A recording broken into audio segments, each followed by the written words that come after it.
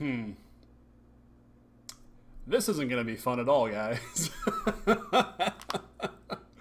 What's up, everybody? This is Alex once again with another movie review, and I just got back a little while ago from seeing Alien Covenant. This is the sixth overall installment in the Alien franchise, the second in the sequel, or the prequel, I should say, series following Prometheus, and this is all leading up towards the original Alien. Ridley Scott back on hand with a cast of pretty damn good actors. We have Michael Fassbender on hand. We have Catherine Waterston as the Daniels, who is playing the sort of Ella Ripley analog here, making it her own in her own way, but the parallels are there. Danny McBride's on hand as Tennessee, who's one of the ship's captains, and a host of other great characters here. And that's the part I liked about this movie, the characters. We join the crew of the Covenant on their way to Opioid 6, which is a habitable planet for them to start their colonization mission. And they are literally about 7 years away from this planet. And on the way there, they detect a signal from a planet that is about 7 weeks away, maybe 2 weeks at most away. And so they decide to investigate, and all hell breaks loose. Yeah, you've seen the trailers. The aliens come out and they attack. Things happen. I'm not going to get into spoilers here. I refuse to do that because there are some great reveals here about the origins here of the engineers and what the part they played in this, and all the kinds of great stuff that fills in the backstory of the aliens. And that's where I have a problem. Think back to the first Alien. The movie itself, the very first Alien movie. It's so minimalistic. It's just the crew that are on the ship fighting against the alien.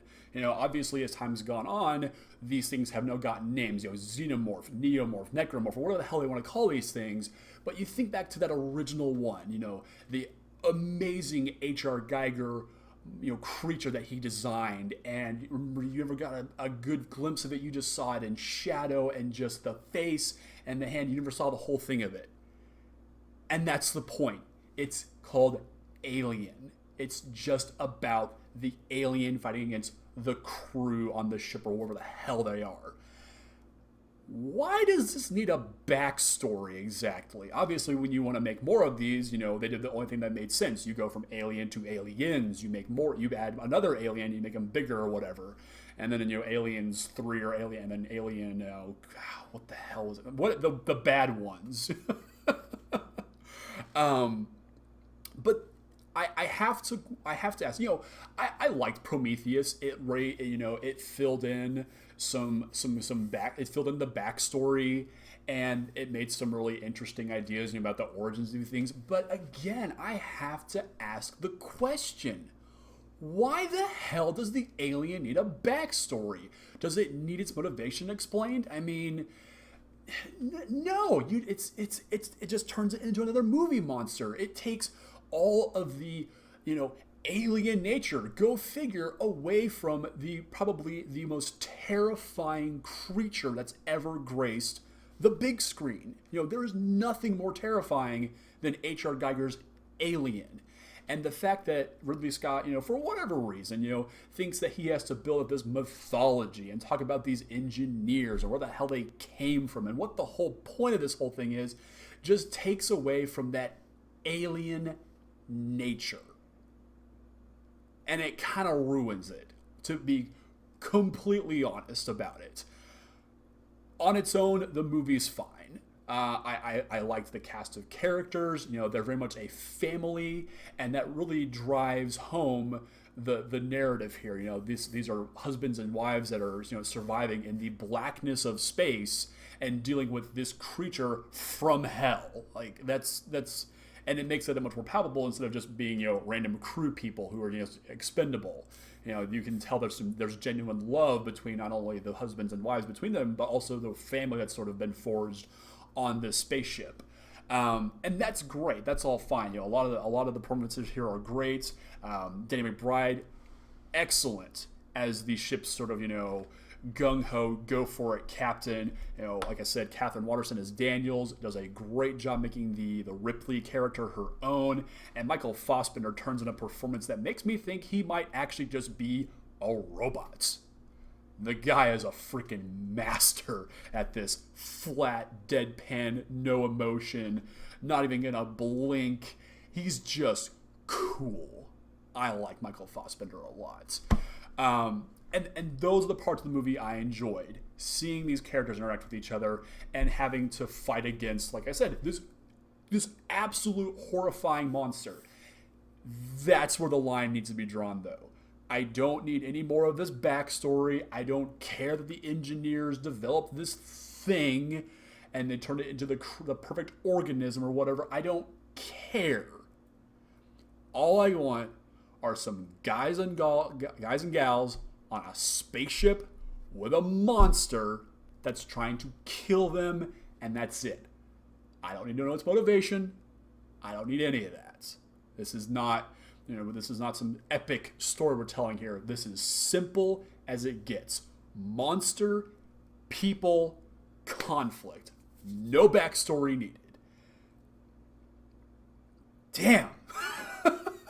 I walked out of this movie thinking, I rather enjoyed it. There were plenty of great tense scenes in it. I was on the edge of my seat, and all the scenes that are supposed to be tense and scary. I was in it. I was gripped to the armrest of my seat on the edge. It's like not being able to breathe because I'm like, okay, I know it's coming, because it takes elements of the best parts of the Alien franchise and kind of remix it. When it's the chest burster scene or their spin on it. When it's the face hugger scene. When these things are coming, but they're still effective in their presentation. I just wish they could have done maybe a little bit more to make it feel that much more fresh, new, and exciting. Just don't rehash the face hugger scene or the chest burst scene. That I can think back to the first time I saw that. I must have been 12 maybe, and it just scarring me. It just absolutely destroying any hope I had for sleep that night or any night after that for probably at least a month. Just, oh God, the tension that is in that one scene alone is just, it's almost unbearable. And there's nothing in this movie that ever even gets close to that level of apprehension, fear, and tension that you get from that original scene. It just plays it way too damn safe. And that's unfortunate because, like I said, spaceship, alien, plus monster equals a really good time. Just give me that. Don't fill in all of the motivation of the monster. It doesn't need any. It's hungry. It wants to kill you. It wants to breed. That's all you need from this movie, and that's it. That being said, like I said, the characters are great. The creature design is a fantastic. H.R. Geiger, of course, passed away a couple of years ago, but his legacy and his, the design influencer, it still lives on. I wasn't crazy about the fact that we got to see the creature in broad daylight so many times, but it's an impressive creature to look at for sure. But again, it takes away from the mysteriousness, the alien nature that you're just not aware of. And maybe it lets you maybe transpose yourself onto it that much more, because this thing does represent, sort of grotesque sexuality, and there's, the impregnation factor of it. There's human aspects to it, but ratcheted up in the most grotesque ways, and that what makes this creature so effective. But again, putting it in broad daylight kind of makes it lose its effectiveness, but it's still an impressive creature all nonetheless. So, if I'm being honest, I don't think it's necessary to see Alien Covenant. I do like their hats. In 2154, you wear cool hats on expeditions, and cool hats are good. So there's that. But I don't think it's necessary to go see this. Go watch the original, enjoy that. Watch Aliens and enjoy that. Beyond that, like I said, there's no need for backstory here. Spaceship, monster, and that's it. That's all you need. You need no explanation for why this thing is trying to do what it does. It's just doing it because it does. I walked into this feeling optimistic. I rather enjoyed Prometheus, but the more I think back now, the more I realize that it feels a little bit unnecessary. And that's the worst thing I can say, I think, about a movie, is when it feels unnecessary. And that sucks, because I like Alien, but I just don't care anymore.